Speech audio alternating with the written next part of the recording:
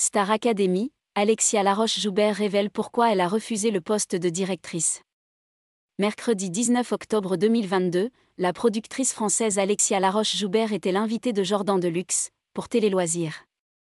L'ancienne directrice de la Star Academy en a profité pour expliquer pourquoi elle avait refusé de reprendre son rôle au sein du château de Damaris-Lélis.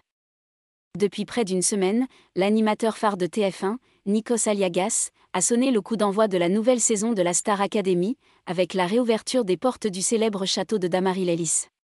Cette année, ils sont 13 élèves à avoir intégré l'aventure et à vouloir marcher dans les pas de Jennifer ou Nolwenn Leroy.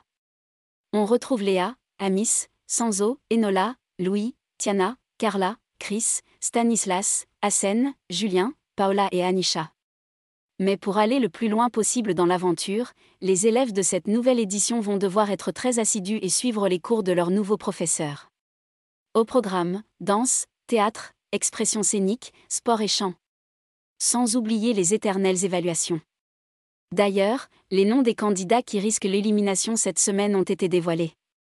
Il s'agit de Hassen, Amis et Louis. Ce samedi 22 octobre, les candidats devront défendre leur place pour rester dans l'aventure, anciennement produite par Alexia Laroche-Joubert. Alexia Laroche-Joubert remplacée par Michael Goldman. Alexia Laroche-Joubert a été la directrice de la Star Academy en 2001, 2002, 2005, 2006 et 2007. Invitée dans l'émission chez Jordan pour Télé Loisirs, la productrice est revenue sur son passé au sein de l'émission, mais aussi sur son choix de se faire remplacer par Michael Goldman, le nouveau directeur. Au micro de nos confrères, la productrice de Koh-Lanta a affirmé avoir été contactée pour reprendre son rôle de chef dans l'édition 2022. Mathieu Vergne, qui produit avec Jean-Louis Blot, m'a posé la question, je lui ai dit déjà, c'est gentil de me la poser. Il m'a répondu, est-ce que ça te dirait d'être la directrice, a-t-elle précisé.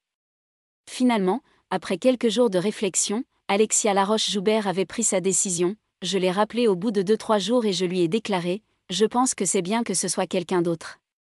Je pense que j'ai connu quelque chose qui m'intéressait parce que je le produisais. Je n'étais pas que la directrice, j'étais productrice aussi. C'est ce double rôle qui m'intéressait, a-t-elle confié. Cependant, Alexia Laroche-Joubert gardera un très bon souvenir de cette aventure, dans laquelle la bienveillance était au rendez-vous. Les gens étaient hyper sympas, je n'ai jamais vécu d'agression verbale et je dis toujours, j'ai toujours le même portable, je n'ai jamais été harcelée, a-t-elle conclu. Une chose est sûre, son remplaçant fait l'unanimité.